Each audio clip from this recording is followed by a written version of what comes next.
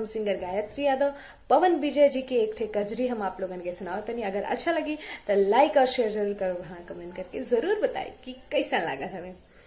कि हम के मेला में हो, हम के मेला में चल के घुमा द पिया, झुलनी गढ़ा द पिया ना। हम के मेला में हो, हम के मेला में चल के घुमा द पिया, झुलनी गढ़ा द पिया ना।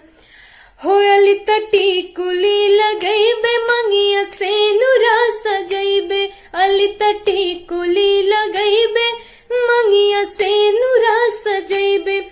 हो मंगिया से नुरा सजैबे, मंगिया से नुरा सजैबे। हो हमरे अंगुरी में, हो हमरे अंगुरी में मुनरी पहिरा द पिया, मिलवा घुमा द पिया ना। हमरे अंगुरी में मुनरी पहिरा द पिया, मिलवा घुमा द पिया ना। हमके मेला में चल के घुमा द पिया, झुलनी गढ़ा द पिया ना। कि हंसुली देबो तू गढ़ाई, चाहे कितनो हो महंगाई।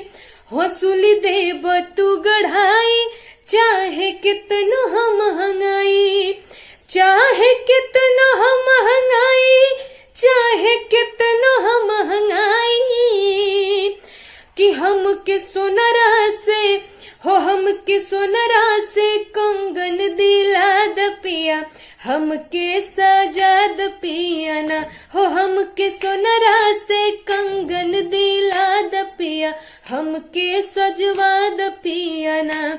हमके मेला में हो, हमके मेला में चल के घुमा द पिया, झुलनी गढ़ा द पिया ना।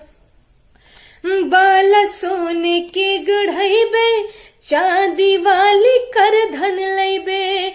हो बाला सोने के गढ़ैबे, चांदी वाली कर धन लैबे, चांदी वाली कर धन लैबे, चांदी वाली कर धन लैबे।